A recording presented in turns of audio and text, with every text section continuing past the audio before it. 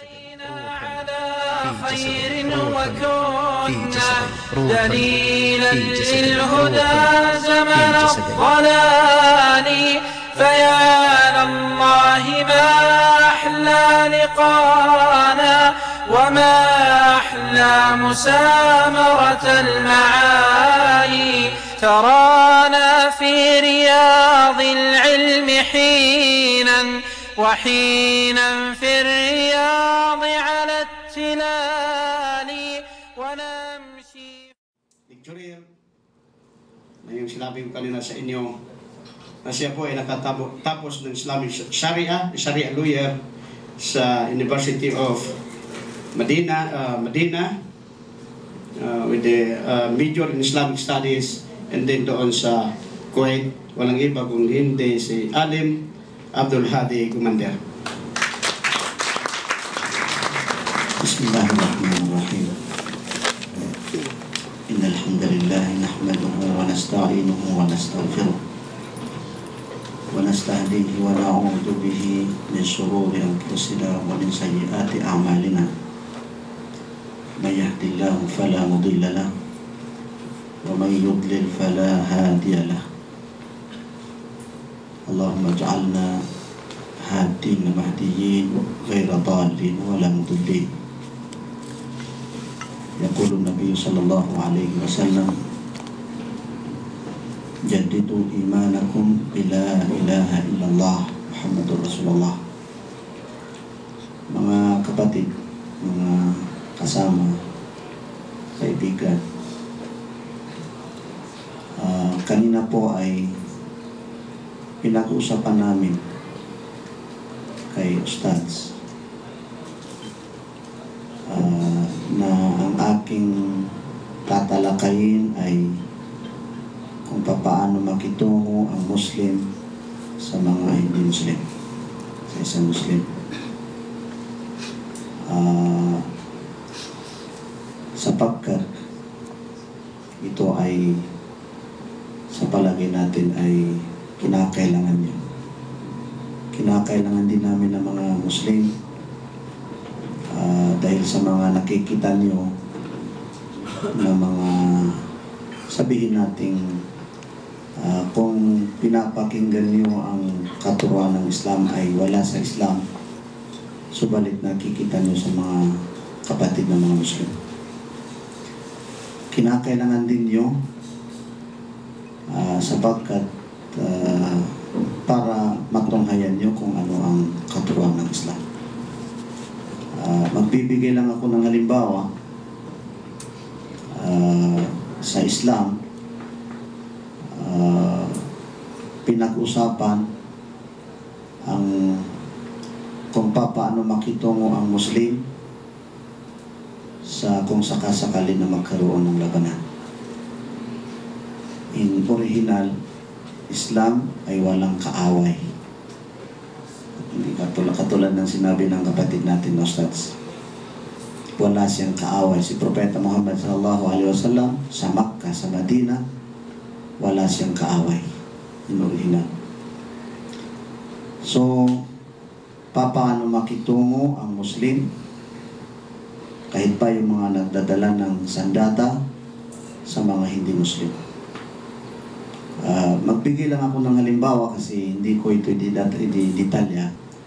Ikalawa, dahil ayon sa nasabi sa akin Ustads ni Tib, bukas daw mayroon kayong magpunta kayo doon sa mosque.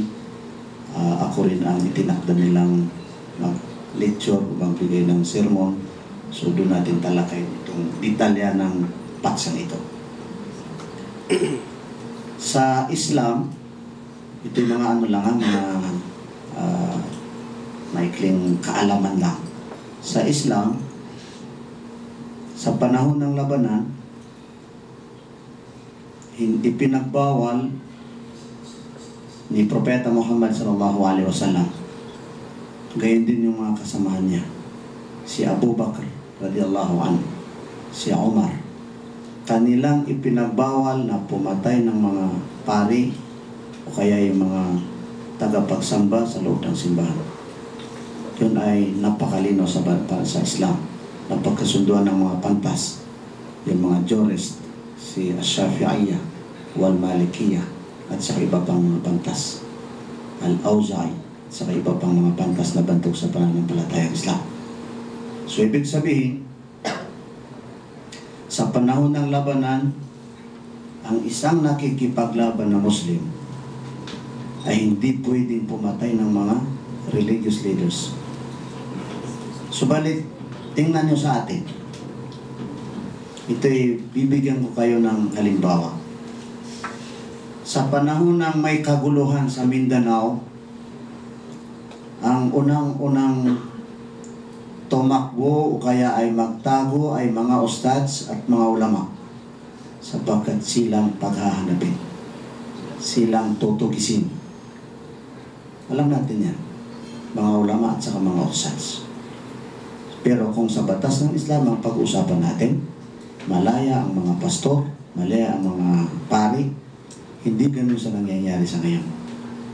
Na ang mga ustads, katulad namin, pero inshallah kami kahit sa kasagsagan, kahit ano ba mangyari ay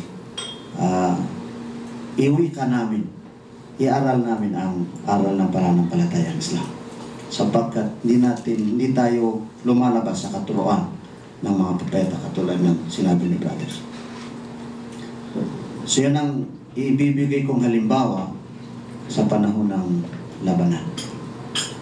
Sa Islam din, tinuturoan ang isang Muslim kung paano makitungo sa hindi Muslim sa panahon ng tinatawag na may usaping kapayapaan.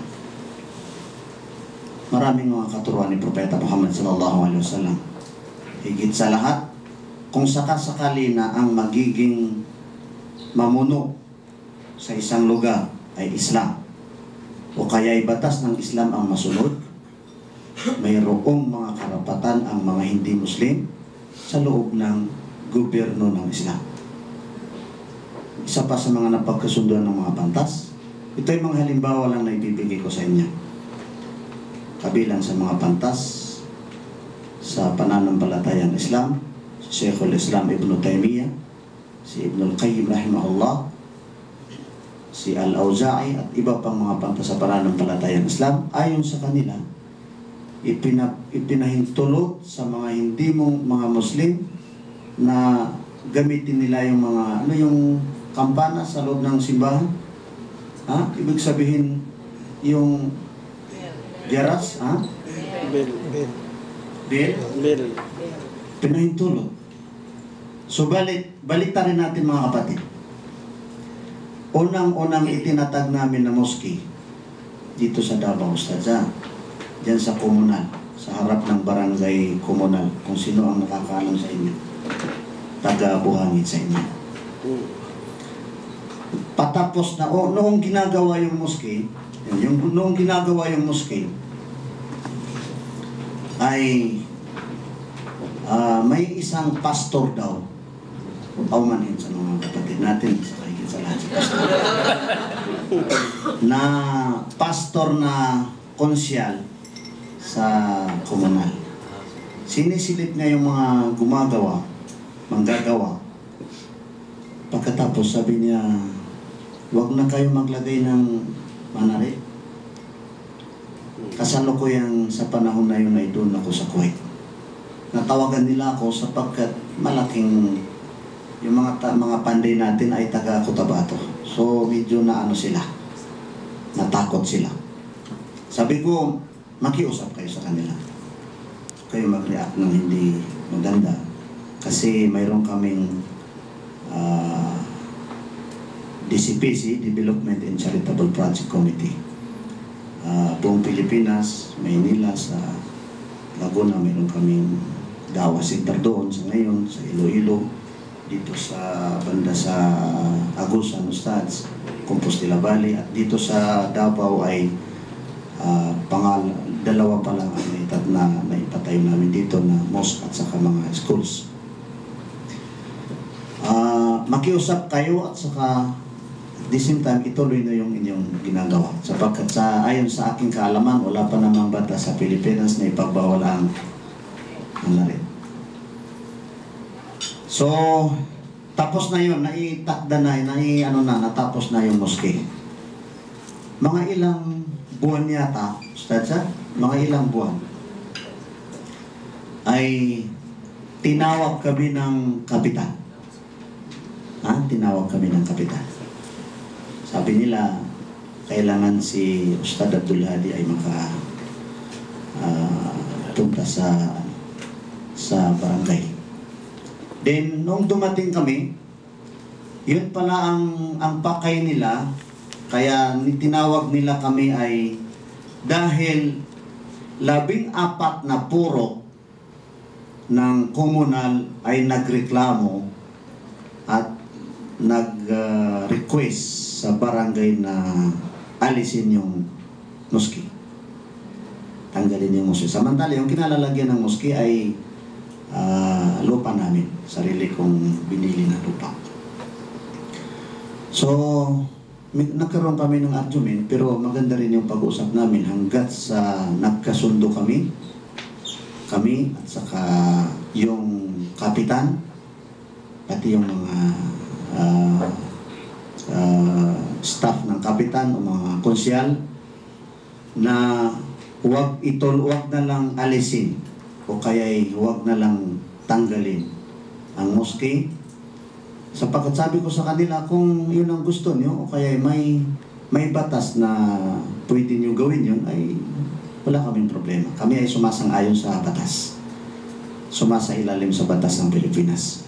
So sabi nila, ganito na lang, Ustads, hindi na namin alisin, pero ang hihilingin namin ay huwag na lang kayo gumamit ng microphone. So mayroon din mga nagsasabi sa mga tropa namin, mga kasamahan namin na kailangan natin yung trompa sa labas. Kailangan natin yung trompa sa labas.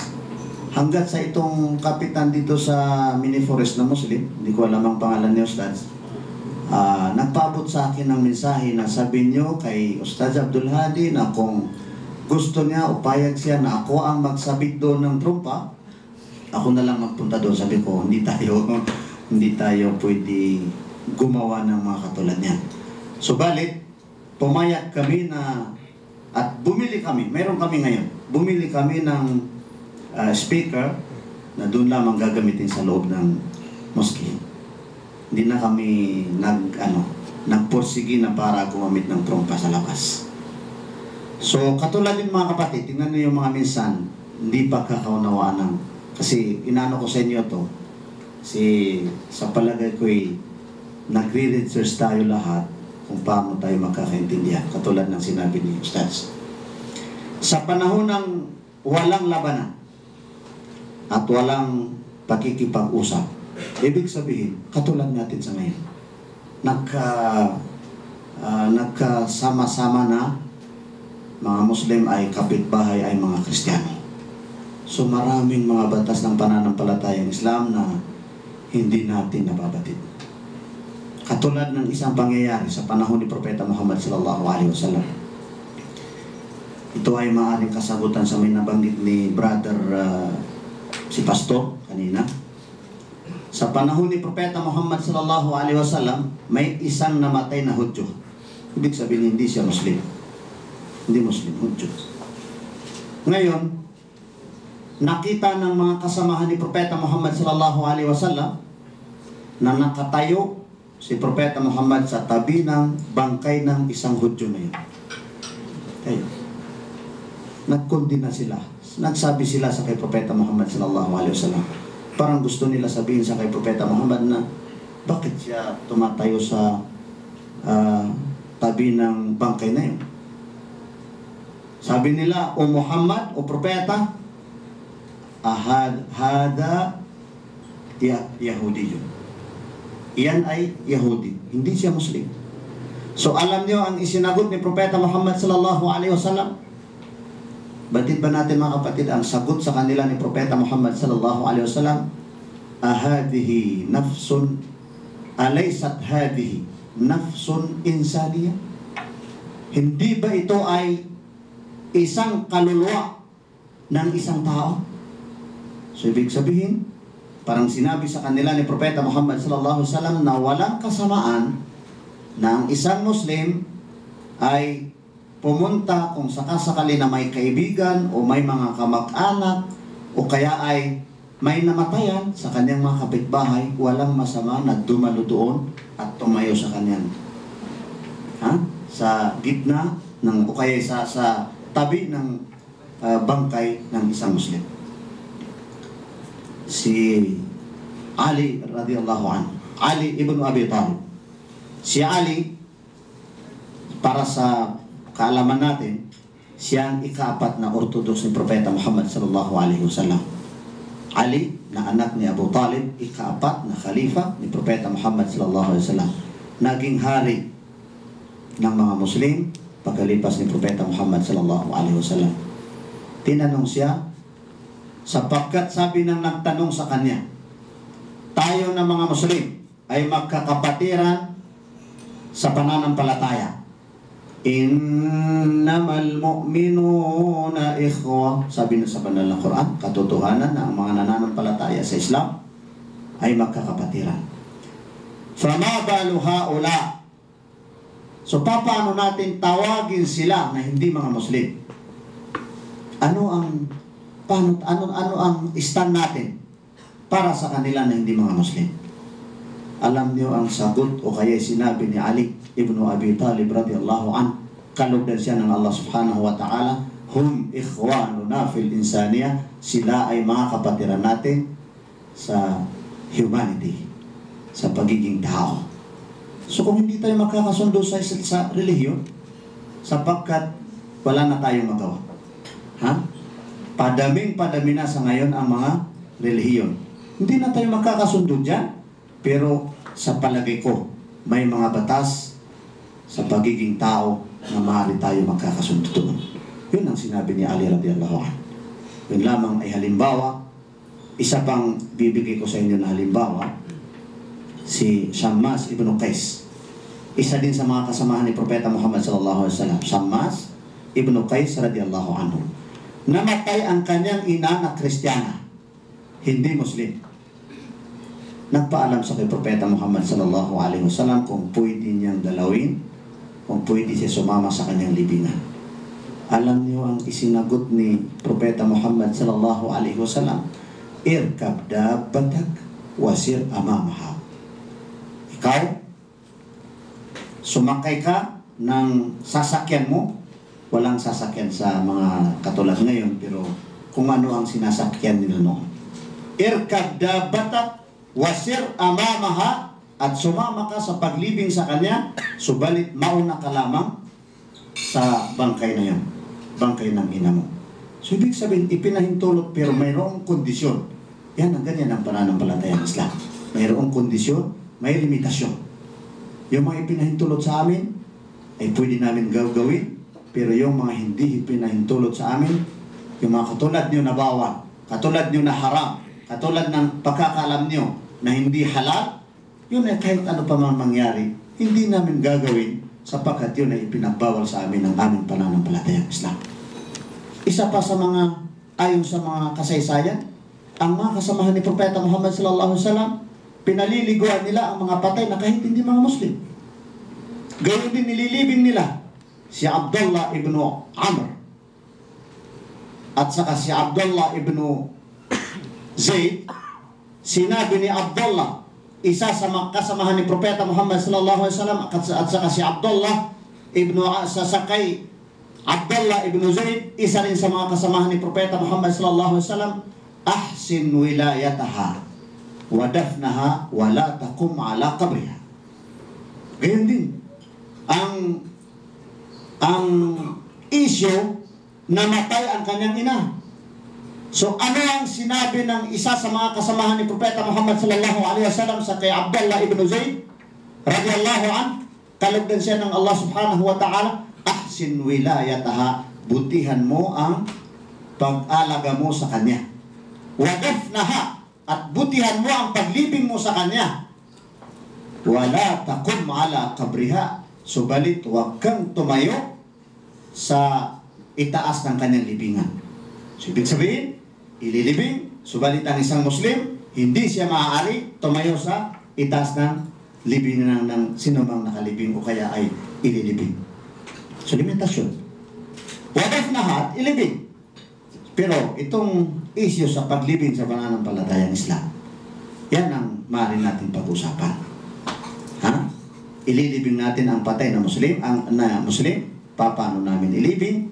Pagkatapos, ang namatay, isang bangkay na hindi Muslim, ililibing din, pero pag-usapan natin kung ano ang tamang paglibing sa namatay mula sa kapanahunan ng mga propeta, higit sa lahat, si Adan, na kauna-unahang propeta, kauna-unahang tao. Kasi yun ang katulad ng sinabi ni Ustaz. Hindi namin babaguhin ang mga batas. Hindi namin babaguhin ang mga batas. Kinakailangan na sumunod tayo kung ano ang katuruan, kung ano ang batas, kung ano ang pananampalataya, kung ano ang relihiyon, kung paano makitungo ang mga Muslim sa panahon ng mga sinaw ng mga propeta, sa mga hindi mga Muslim, ganun din tayo makikitungo sa kanila. Tungkol sa pananampalatayang Islam. Sabi ni Ustaz, deep understanding about Islam. Palalimin natin kaya pastor, ha? Di ba yun ang gusto natin, yung medyo malalim na pakunawa sa pananampalatayang Islam. Bigkasin ko sa inyo ang isa sa mga talata ng Allah subhanahu wa ta'ala sa banal na Quran. Sa Surah Ali Imran, Quran 3 verse 19. Sinabi ng Allah subhanahu wa ta'ala, Ba'da a'udhu billahi minash shaitanir rajim. Inna ad-dina 'inda Allahil Islam. Wa ma ikhtalafa alladhina utul kitaba illa min ba'di ma ja'ahumul ilmu baghyan bainahum. Wa man yakfur bi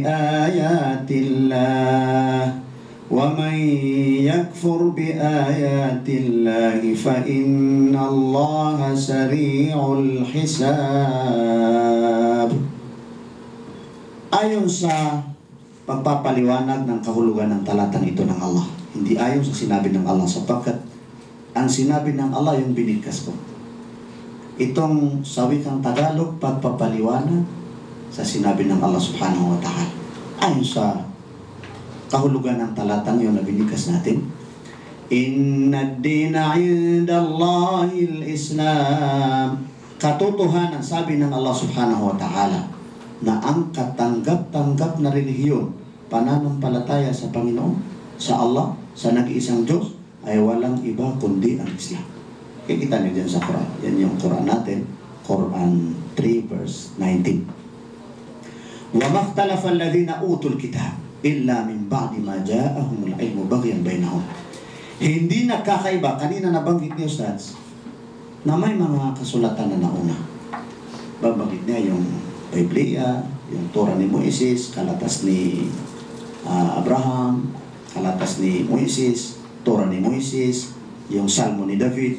Yan ay mga aklat na mula sa Allah subhanahu wa ta'ala.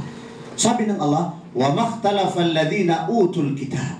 Hindi nakakaiba ang mga silayaon na mga tao na pinagkaluban ng mga kasulatan. Yung mga kasulatan na mula sa Allah subhanahu wa ta'ala. Hindi mga isinulat lamang ng mga tao, illa min ba'di ma ja'ahumul ilm, pagkatapos ng nakarating na sa kanila ang kaalaman. Baghyan bainahum. Pagkakainggitan sa kanila. So, ibig sabihin, may mga pumasok sa sangkatauhan ng pagkakainggitan. Sa mga angkan ng kasulatan, sa mga nadatnan ng mga kasulatan na mula sa Allah subhanahu wa ta'ala, pumasok sa kanila yung pagkakainggitan. At marami nang gumawa ng mga kasulatan. Marami nang sumulat ng mga kasulatan na sinasabi nila na yun ay mula sa Allah subhanahu wa ta'ala. Wa may yakfur bi ayatillah fa inna Allah sari'ul hisab. Sino man sabi ng Allah, ang taong tumanggi sa mga talata ng Allah, sa mga salita ng Allah subhanahu wa ta'ala, o kaya ay binago nila ang mga salita ng Allah subhanahu wa ta'ala, fa inna Allah sari'ul hisab. Katotohanan na ang Allah, ang Panginoong Diyos, ay pinakamalakas na magkwenta. kaya niyang kwentahin. Alam niya kung sino-sino ba yan ng mga tao. Isa pa sa mga talata ng Allah subhanahu wa ta'ala sa banal na Quran. Alam namin na kayo ay nagre-religare sa Islam. Sabi ng Allah subhanahu wa ta'ala, وَمَنْ يَبْتَغِ غَيْرَ الْإِسْلَامِ وَمَنْ يَبْتَغِ غَيْرَ الْإِسْلَامِ دِينًا فَلَنْ يُقْبَلَ مِنْهُ وَهُوَ فِي الْآخِرَةِ مِنَ الْخَاسِرِينَ. Sa Quran, sa Surah Ali Imran, Quran 3 verse 85. Sulat niyo para ma-research niyo sa Quran. Kung gusto niyo sa mga susunod na panahon, inshallah, ay walang problema na magbigay tayo sa kanila ng Quran. Sabi ng Allah subhanahu wa ta'ala, ayon sa pagpapaliwanag sa kahulugan nito ng talata na binikas natin, sa Surah Ali Imran, Quran 3 verse 85, وَمَنْ يَبْتَغِ غَيْرَ الْإِسْلَامِ دِينًا فَلَنْ يُقْبَلَ مِنْهُ وَهُوَ فِي الْآخِرَةِ مِنَ الْخَاسِرِينَ. Sino man, sabi ng Allah, yabtaghi ghayra al-Islam, na tumanggap o kaya'y maghangad ng relihiyon maliban sa Islam, falan yuqbala min, katiyakan, katotohanan na hindi tatanggapin sa kanya, sa kanya ng Allah, wa huwa fil akhirati minal khasirin, pagdating ng araw ng paghukom ay makabilang sa mga nangalugi. Subalit, mayroon kayong nakita, paumanhin, mayroon kayong nakita na Al-Furqanul Haq? Hindi pa, wala pa kayong nakita?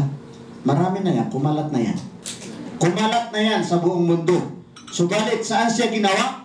Saan siya inilimbat? Sino ang gumawa? Doon banda sa Amerika, katulad ni sinabi ni Ustaz. Binago nila. Ito mismong talata ng Allah, وَمَنْ يَبْتَغِ غَيْرَ الْإِسْلَامِ دِينًا فَلَنْ يُقْبَلَ مِنْهُ وَهُوَ فِي الْآخِرَةِ مِنَ الْخَاسِرِينَ. Binago nila. Kanina isang tuldok lang, ito'y 3 litra ang inalis nila. وَمَنْ يَبْتَغِ الْإِسْلَامَ دِينًا فَلَنْ يُقْبَلَ مِنْهُ وَهُوَ فِي الْآخِرَةِ مِنَ الْخَاسِرِينَ. Sa halip na وَمَنْ يَبْتَغِ غَيْرَ, inalis nila yung ghain, ya, ra.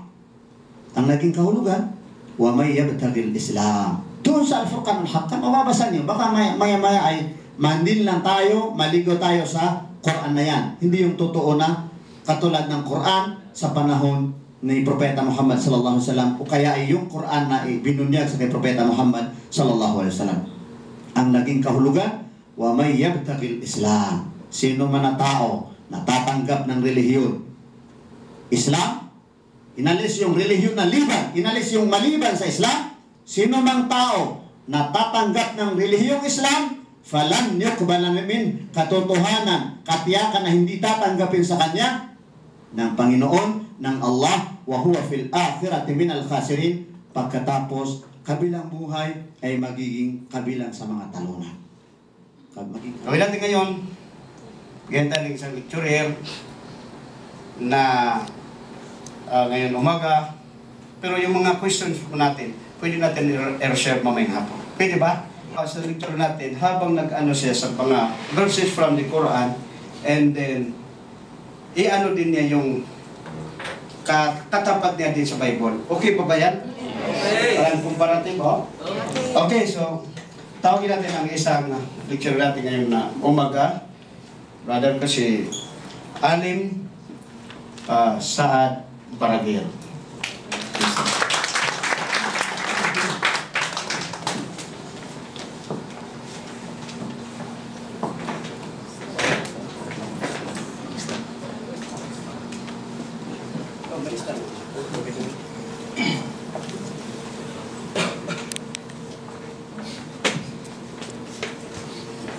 أعوذ بالله من الشيطان الرجيم. بسم الله الرحمن الرحيم. الحمد لله رب العالمين، والصلاة والسلام على أشرف الأنبياء والمرسلين سيدنا محمد وعلى آله وصحبه أجمعين. أما بعد. sa mga kapatid ko Muslim. Assalamualaikum sa kanila at saka sa inyo namang lahat. Magandang umaga po sa inyo lahat. Medyo pagpasensyahan yung boses ko kasi may pagka-Brian Adams, no?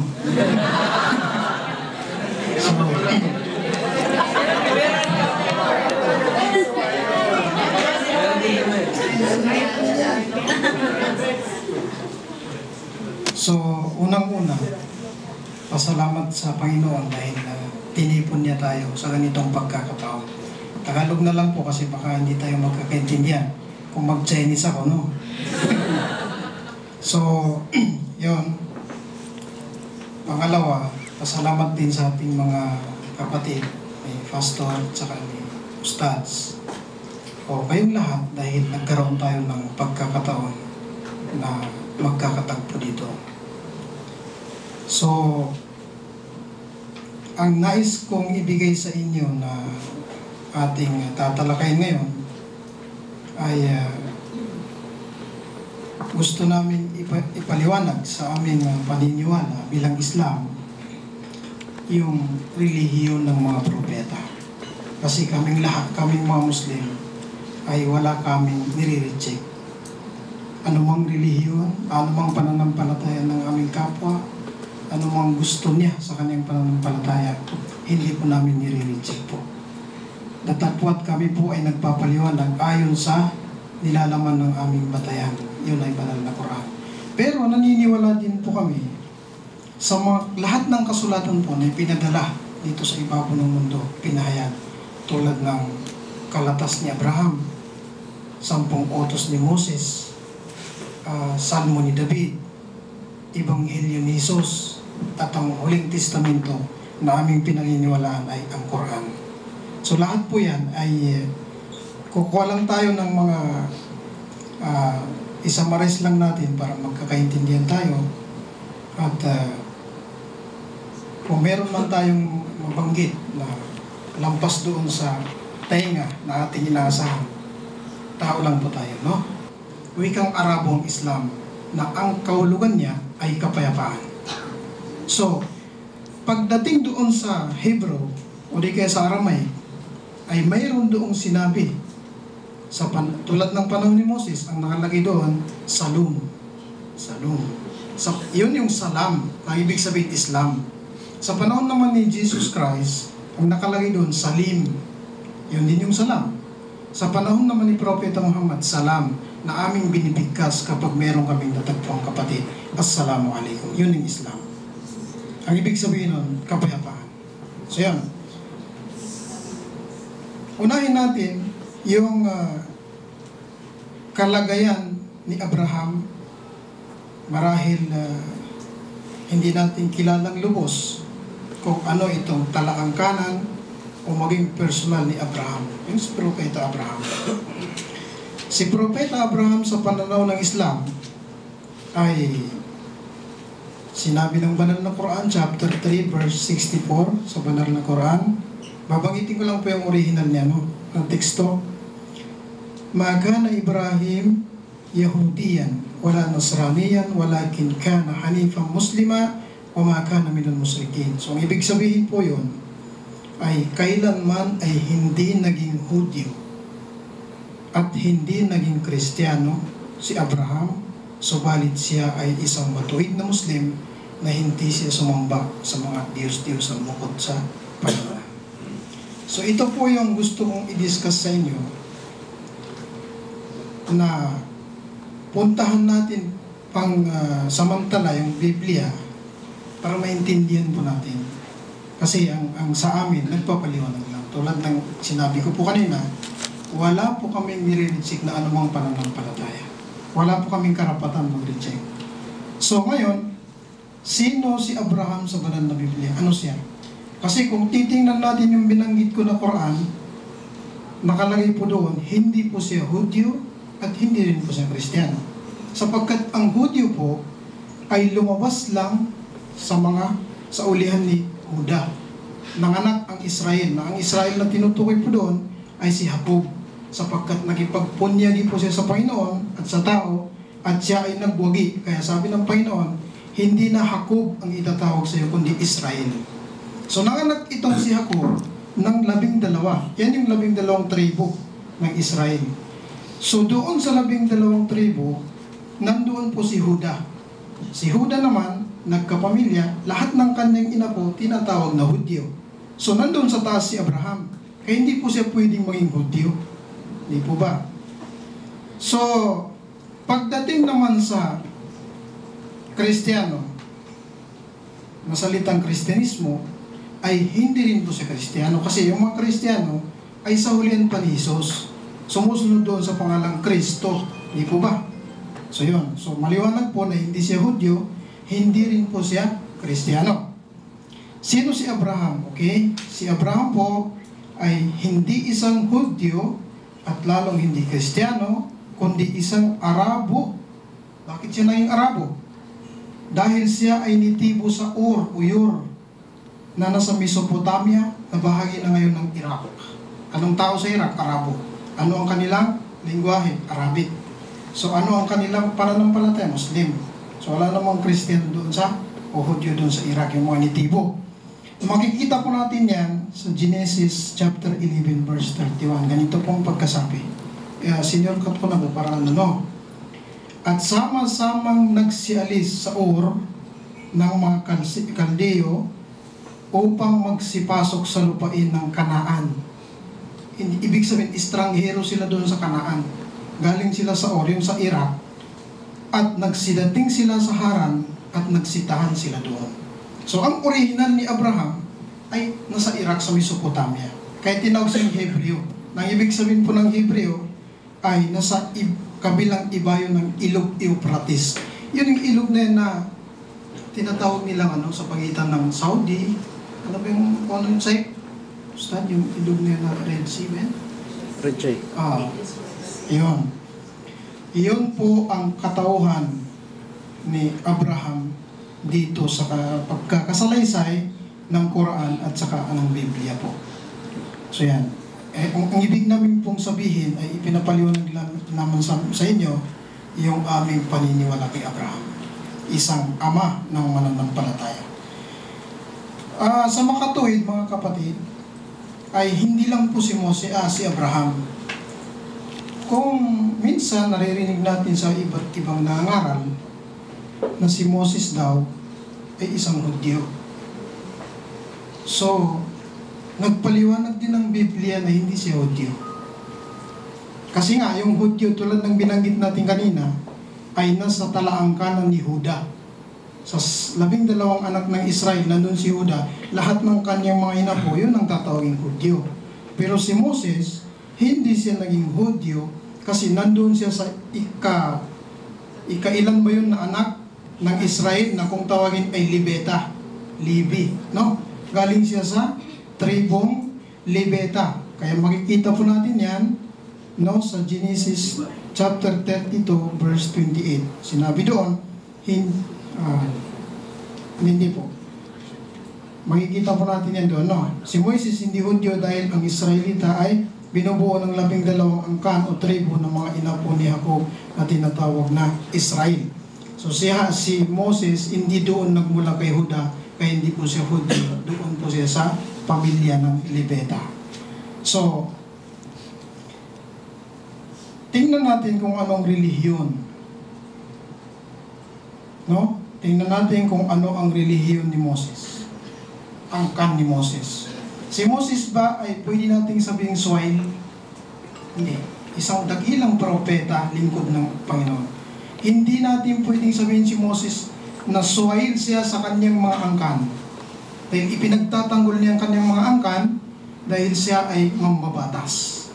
So, kapag may mambabatas na swine sa magulang, walang maniniwala doon.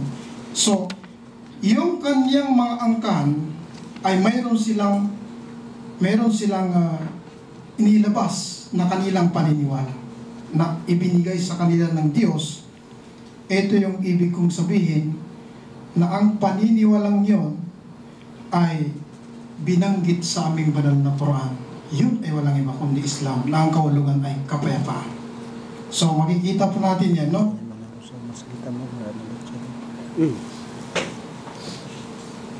Okay. Makikita po natin yan sa Malakias chapter 2 verse 4 hanggang 6, ika-6. 4 hanggang 6. Sabi dito, ang aking tipan ay buhay at kapayapaan sa Kanya. Sinong kinakausap ng Panginoon dito? Yung apo ni Moses o yung talangka ng si Levi. Yun ang kinakausap ni Moses. Kapayapaan ay buhay at kapayapaan. So yun ang sinusunod namin mga Muslim. Kapayapaan, yung buhay namin ay nasa kapayapaan. Kung itatanong nyo, halimbawa na bakit yung mga Muslim ganito ganyan, mandurugas, no? Ang may explain sa atin ng ating kapatid. Yan, yung mga guni-guni yan, mga negatibong kon yan, no? Explain na inshallah. So, pagdating naman sa tinatawag na Muslim, yan natin dito kasi ang Muslim at saka Islam, huwag niyong isipin na pareho. No? Huwag niyong isipin na ang Muslim at saka Islam ay pareho. Ang Islam ay salitang Arabic na ibinaba ng Panginoon, kung tawagin namin Allah sa tao, idiniklara ng Allah na yan ang relihiyon ng Muslim. Ibig sabihin, yung Muslim pala, salitang Arabic din, pero ang kanyang kahulugan, taong sumusunod, sumuko, tumalima, nagpasakop sa utos at batas ng Panginoon. Yun ang Muslim. Pag narinig niyo Muslim yan, anong salita yan? Arabic yun. Pero ang kanyang kahulugan sa ating lingwahe, taong sumunod, sumuko, tumalima, nagpasakop sa utos batas ng Panginoon. Yun pang Muslim. Ang Islam naman ay relihiyon ng taong sumuko na yun, o nagpasakop na yun, o tumalima na yun. Yun ang relihiyon niya, yung Islam, kapayapaan. So, marahil yung mga tanong, bakit yung mga mandurugas, no? Bakit kapayapaan ba yan? So, mamaya sasagutin yan ni kapatid natin. So, ang ibig ko pong sabihin kung ba't pinalabas ko po itong salitang Muslim, dahil yun po ang ipinangaral naman ni Jesus. No? Si Jesus, kilala natin siya, wala po siyang idiniklarang relihiyon niya. Hindi po niya sinabing ako ay Kristiyano at ang relihiyon ko ay Kristyanismo. Maging sa Biblia, walang nakasulat na Kristiyano na si Jesus ang nagsabi. 3 lang po ang nakasulat sa Biblia na Kristiyano, no? Unang bumanggit ay mga Hudyo at Pagano doon sa Antioquia o Antioquia, no? Mga Gawa chapter 11 verse 26. Pangalawang pagbanggit sa salitang Kristiyano ay si Haring Agripa, binanggit na ito kay Pablo, no? Mga Gawa chapter 26 verse 28. Yung kanina, chapter 11 verse 26. Pangatlong pumanggit ay si Pedro. So, binanggit niya sa unang Pedro chapter 4 verse 16. So, walang binanggit si Jesus na ako ay Kristiyano at ang relihiyon ko ay Kristyanismo. So, anong binanggit pala ni Jesus? Ipinakilala niya. Di ba? Nabanggit ko kanina yung Muslim. Ano yung Muslim, ha? Ano yung Muslim? Nabanggit ko kanina. Sumuko, sumunod, tumalima, nagpasakop sa utos batas ng Panginoon. So, ano ang binanggit ni Jesus? Ganito ang binanggit ni Jesus, no? Sa Lucas chapter 11 verse 28. Mapalad silang nakikinig sa salita ng Diyos at sinusunod ito. Anong binanggit ko kanina sa Muslim? Taong sumunod, tumalima, nagpasakop. Kaya ito rin ang binanggit ni Jesus. Mapalad, sabi niya, silang mga nakikinig sa salita ng Diyos at sinusunod nito. So yun ang katuruan ng Islam. Pinapakinggan namin ang salita ng Diyos at aming sinusunod sa abot ng aming makakaya. Iyon. So nagbigay si Jesus ng palatandaan na ang kanyang pamamaraan sa pananampalataya ay tanging pagsunod sa utos, batas ng Panginoon. Isinugo lang sa kanilang lugar, sa kanilang bayan. No? Bakit? Nandoon, sabi niya, ako ay isinugo lamang sa tupang nangaligaw sa bayan ni Israel. So, ang kanyang mga mission lang, Israel lang. Pagdating kay Propeta Muhammad, kinumpleto na. Sabi ng Quran, sa chapter 3, no? At chapter 5, verse 3, sabi niya, Al-yawma akmaltu lakum dinakum wa atmamtu alaykum ni'mati wa raditu lakum al-Islam dina. Sabi ng Quran, sabi ng Allah sa Quran, sa araw na ito ay kinumpleto ko na sa inyo ang inyong relihiyon at aking ginanap ang aking mga pagpapala at kinalugdan ko ang Islam Binanggit niya ang Islam bilang inyong relihiyon. So meron bang relihiyon na nagbanggit na meron siyang katiwayan sa kanyang banal na aklat? So makikita po natin yan, nagdeklara po ang banal na Quran, ipinaliwanag din po Islam. So isa po sa mga katibayan kung bakit nakumpleto sa huling pagkakataon, sa huling sugo, ay ang Quran po kasi hindi po ito salita ng tao o di kaya ayon kay kapatid, hindi po, ito diretso ayon, sinabi ng Allah, ayon sa Allah. Hindi na pwedeng sinabi pa ni hindi na pwede yun, kasi pag ganon ay mahina. Itong sa amin, ayon sa Allah o sinabi ng Allah. Makikita po natin yan sa kanyang kadalisayan. Tingnan po ninyo, naka-files, nakadetalye ang Quran. Meron po siyang 321,250 na mga letra. Hindi po yan nabago simulat pagkalapag, sa kanya, pagka-reveal sa kanya dito sa ibabaw ng mundo. Hindi po siya nabago ni isang tuldok kasi nakadetalye po. At meron siyang 6,236 na mga versikulo. At meron din siyang 114 na mga kapitulo. At meron siyang 30 bulyong. At merong ilang milyon na mga Muslim na sa ulo nila itong buong Quran, letra por letra. So sa madaling salita, itatapon yung Quran, susunugin, wawasakin. Pwede ba kaming gumawa ng Quran? Pwede, kasi nasa ulo. Nung nandun pa ako sa Libya, meron silang sinunog na isang maktaba, isang library ng Quran, doon sa Europe. Kasi nilagyan nila, nilagyan nila ng, yung mga tuldok doon, pinalitan ng isang letra lang, yung Quran. Tapos pinatayo dito yung nakasaulo ng Quran, habang tinitingnan doon, binabanggit niya na hindi niya tinitingnan. Tapos yung isa nakatingin doon sa Quran, pagdating doon sa dinagdag, sabi na stop, nadagdagan ito o nabawasan. So pag nung makita nila yung mga ganong pangyayari, bakit? Sinunog nila yung buong library. Kasi baka meron pa doon natira, kaya lahat sinunog na. Gagawa na lang daw sila ng panibago na walang kulang, walang bawas. So ano ang motibo doon ng mga pangyayari niyon? Isipin niyo mga kapatid, letra por letra yung sinasabi natin kanina.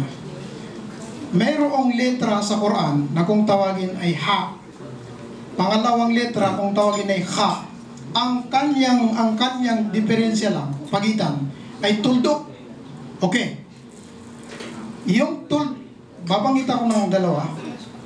Khalaqatani. Allahu khalaqatani. Okay? Pakinggan nyo Allahu khalaqatani.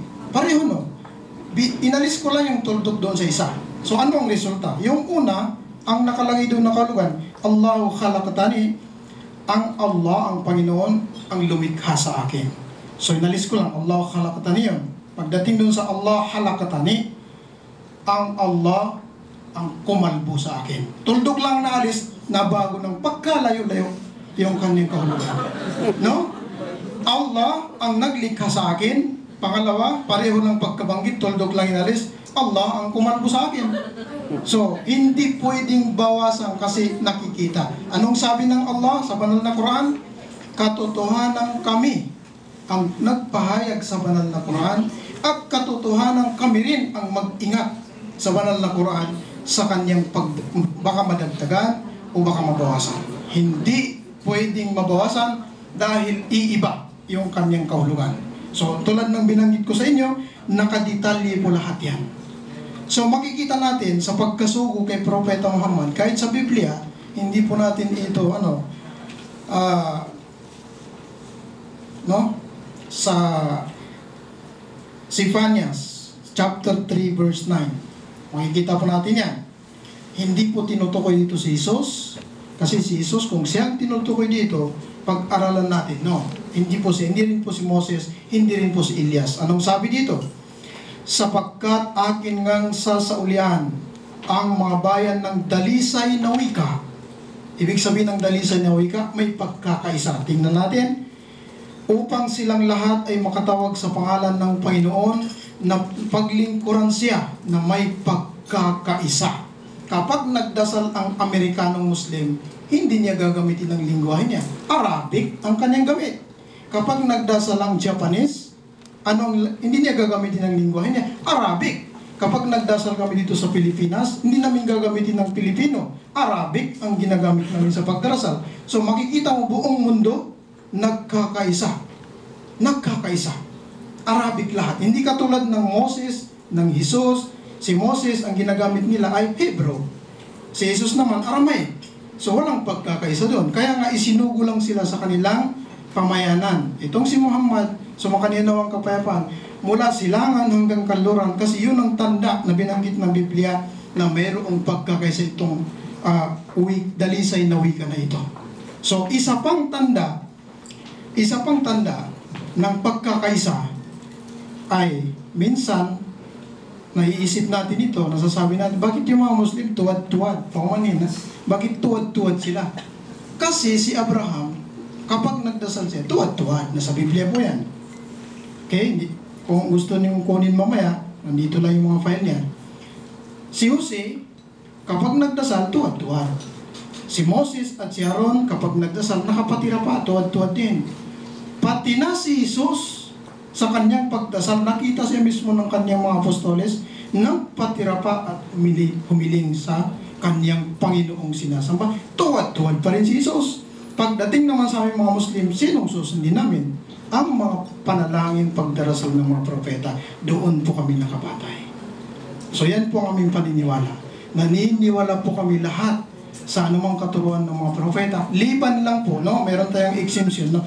Liban lang po sa, hindi ko naman binibigyan ng, wag po kayong ma-open, kasi yung Biblia po talaga ay wala na po yung kanyang original. Kung gusto niyong original, okay, puntahan natin ng Aramaic.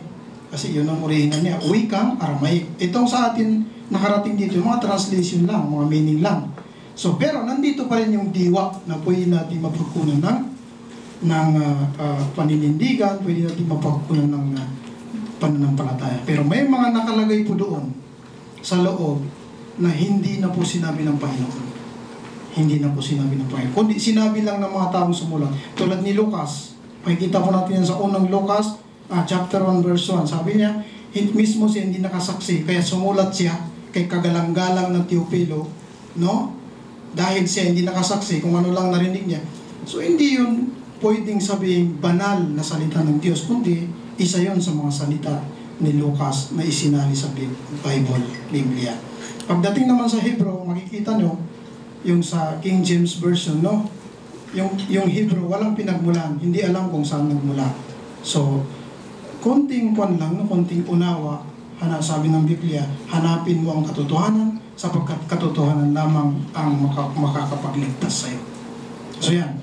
So, naipaliwanag po namin kung ano ang aming pananampalataya at paniniwala at ang mga relihiyon ng unang mga propeta hanggang sa kauli-uliang propeta na aming pinaniniwalaan ay wala kaming nire-reject sapagkat pare-pareho po sila ng misyon ang ipahayag, sambahin ng Allah, sambahin ng Panginoon na nag-iisa na hindi siya pwedeng tambalan kasi magagalit daw siya eh.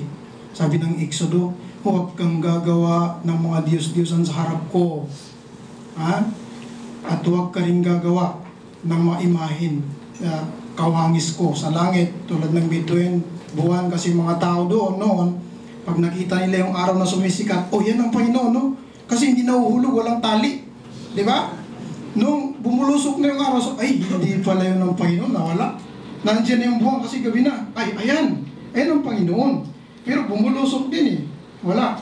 Kaya sabi ng Panginoon sa Exodo, huwag niyong gawin yun. Kasi hindi yun Panginoon.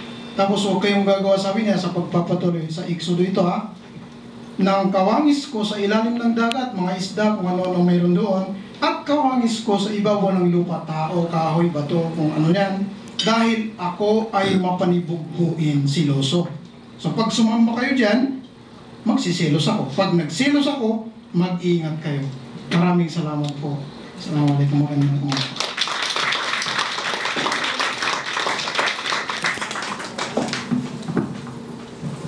Okay, napakaliwanag po ang mensahe ng ating kapatid. Actually, hindi lahat ng Muslim ay alam niya ang Islam. At hindi rin lahat ng Muslim ay makakabasa ng Quran. Yun. So, pati rin sa mga Muslim community, kung meron kayong mga gathering, talagang ini-encourage namin yung mga kapatid namin sa community. Kasi yun nga, maraming, nasa City Jail ako, maraming mga Muslim dyan. Noong naghingi ako ng tulong, may isang abogado nagsabi sa akin, Ustads, bakit ka maghingi ng tulong sa city government para sa mga Muslim, para sa mga loko-lokong Muslim? Ano sabi niya sa akin? Kasi nabanggit sa Quran na ang lahat ng tao ay makamali at makalimot. So yun. So yung mga tao na naligaw sa landas, yun, magkagawa ng mga hindi sangayon sa batas ng gobyerno, lalo na sa batas ng Islam. So yun.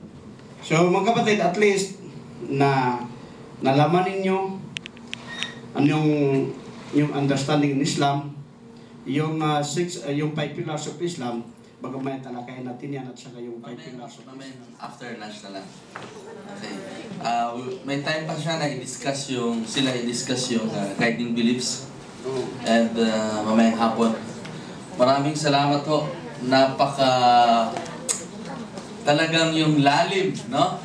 Alam ko na marami sa inyong mga naliwanagan sa umagang ito. Yung mga irreconcilable ideas. Siguro mamayang hapon, pwede pa natin itanong